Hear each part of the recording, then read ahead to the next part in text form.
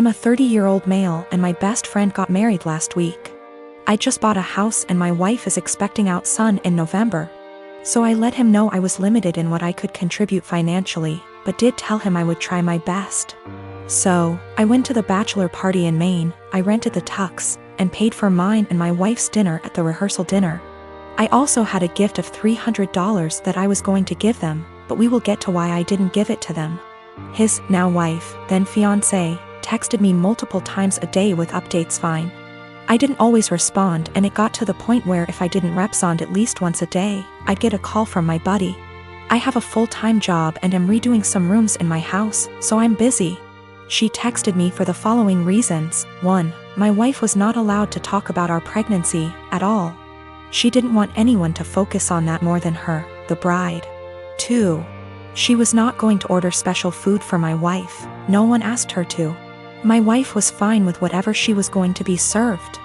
3. I was not helping the groom enough, he had to help her with favors, seating charts and programs. So I had to help him with those things, according to her. She also said to get ready to help with thank you notes after the wedding. 4. She said if I was a true best man, I would offer to pay for the bar bill. I don't even know what that means. 5. She had to read to approve my speech before the rehearsal dinner and wanted to be included as much as my buddy. She told me to make up things if I had to. I was also not allowed to include anyone but the two of them and no inside jokes or stories about my buddy that didn't include her. 6. Her last text said to tell my wife to keep it together and not make a pregnancy scene during the wedding. Also, she wanted her to choose a dress that downplayed her pregnancy as much as possible. I was just so aggravated. I spoke to my friend to see if he could reason with her. He told me to just play ball on this one, it's her day, and to cut him a break. Because he'd be dealing with her nonsense for the rest of his life. I was annoyed but calmed down. The day of, all the bride and my buddy do is scold me, berate me and bark orders. I head down to the bar for a drink. The bride's mother is there and warns me not to get drunk because I've ruined her daughter's day enough. I didn't give them the card with the cash and in the speech. I used my friend's exact wording about having to deal with her nonsense for the rest of his life. I wished them the best and told him I'd always be there for him, especially during the divorce. I want to start by saying that I don't have the best relationship with my mom. I have an older sister and growing up my mom always tended to control me and tried to override any decisions I make, saying that I was young and naive and she always knew better. I cut contact with her for a few months after she tried to get involved in my marriage.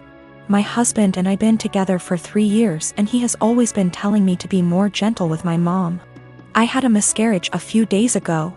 It's devastating and I really thought it'll get easier, but I'm still feeling excruciating pain and frustration. We were happy and excited, but all that disappeared suddenly and it was hard for me to take because I thought everything was fine. I didn't tell anyone, especially since I'm currently dealing with some health issues. I didn't tell anyone in the family. My husband promised not to tell until I'm ready. My mom kept asking me questions and brought up my pregnancy constantly and my answers were short.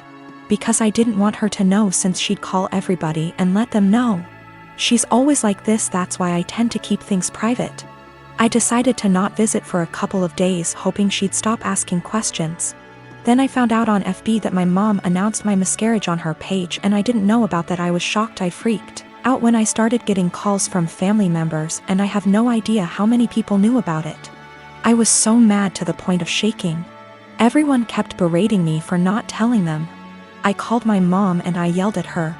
She defended herself, saying that she was just looking for support and that I should have told her about it first time she asked what was wrong. I asked her who told her and she said she had a talk with my doctor, but I shouldn't be mad because she's my mom and she had the right to know what's going on. I argued with her about getting involved in my personal life and disregarding my feelings and cutting me off guard like that. I went to the doctor and I lashed out at her for releasing my private medical information to my mom and causing me to deal with everyone asking why I was hiding my miscarriage from them, even though I was just waiting for the right time. I told my doctor that I was going to file a complaint against her the same day since she didn't respect my privacy, and decided to give my mom information about my medical records. My mom heard and started berating me, saying it wasn't the doctor's fault and that she was a friend of hers she knew years ago, but I didn't know about it. She said that I went too far and acted like my family were strangers. She said that she's my mom and I didn't need to overreact like that. All I needed was time and space. Now I have to deal with all this stress and I'm a mess right now. My brother texted me a few minutes ago and said he wants to come over and talk to me. He was the first to call me and berated me and said that I was being hostile towards everyone for no reason. I haven't replied to his text yet, but I don't want to see anyone right now. I can't take one more word from them. My girlfriend, Rose, and I have been together for 4 years and she is 5 months pregnant with our first child. My mom seemed to really like Rose, or at the very least tolerated her, but after we announced that we were expecting, something definitely switched in her. She has become extremely rude and disrespectful towards my girlfriend. She makes passive-aggressive comments at every chance she gets. I've had to take a step back from my mother until she fixes her behavior. Rose had gone to visit her family who lives far out of town. It was a very last-minute trip, and she drove herself to the destination and back. Unfortunately, at around 6 p.m., her car broke down and she was forced to pull over. Fortunately, my brother, Chris, who's great with cars and lives about an hour and 1/2 from where Rose was stranded, was willing to pick her up and sorted everything out. I was out of the country, so I'm grateful that my brother sorted everything out for her. Chris moved back in with my mom about a year ago. Obviously, the situation wasn't the best, especially considering the tension between Rose and my mom that exists for no particular reason. But I hoped my mom could put her pettiness aside for at least a night. It was too late for Chris to drive Rose back home, so my brother told her that he would drive her back tomorrow morning. An arrangement that my mom seems to not like, but one that she managed to keep her mouth shut about, my girlfriend tells me. Rose helps prepare dinner, wash up, and actually engage in a decent conversation with my mom for the first time in ages. However, they mostly avoid each other. Chris goes to bed earlier, leaving my mom and Rose. My mom lives in a 2-bedroom apartment, and since both bedrooms were taken, Rose assumed that she would be sleeping on the couch. She apparently assumed wrong. My mom gives Rose the thinnest blanket ever and basically screams at her, telling her that she has to sleep on the floor to not ruin her couch. She tells Rose to make do with the pillows on the couch and the blanket that provides zero warmth. Rose thought about protesting, but ultimately decided against it. According to Rose, my mom kept opening her door to check if she was sleeping on the couch, so she couldn't even try to sleep on the couch. At 5 a.m., Chris found Rose on the couch and let her sleep on his bed. He ended up telling me, but told me to not make a big fuss out of it. I did the exact opposite. I called my mom, very angry, and told her that she was disrespecting her so badly. She tried to defend herself by saying that she didn't harm the baby, and it's okay for pregnant women to sleep on the floor. But I refused to hear any of it. Chris agrees with me, but told me that I shouldn't make it a fight. I feel like I'm losing my mind. It all began after the first month we started dating, and I don't know why I didn't end things right then and there. While I was taking a shower, he looked through all of the photos on my laptop and yelled at me because I still had photos of me and my ex. I didn't even remember, because I don't look at those photos, and I guess I was too lazy to delete them. Also, I don't use that laptop so often since it's slow. So, yeah. I wasn't being sentimental. I've always been a nosy person, and I admit I stalked his wall, his exes, even his parents, but it was all public info. I've been alone with his laptop / phone etc., but I've never ever even thought about reading his private conversations. I wouldn't do that to anyone. He doesn't care, though.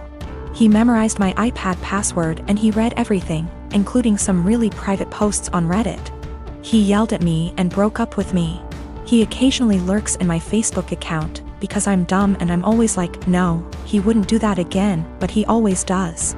Today I was logged on our shared laptop and I saw in my FB app that there was some activity going on 40 minutes ago, while I was taking a shower. I looked the Chrome history, but he had deleted everything. I lost it and I started crying, and he had the audacity to blame me for his trust issues and said that there is something I'm hiding, since I'm reacting this way.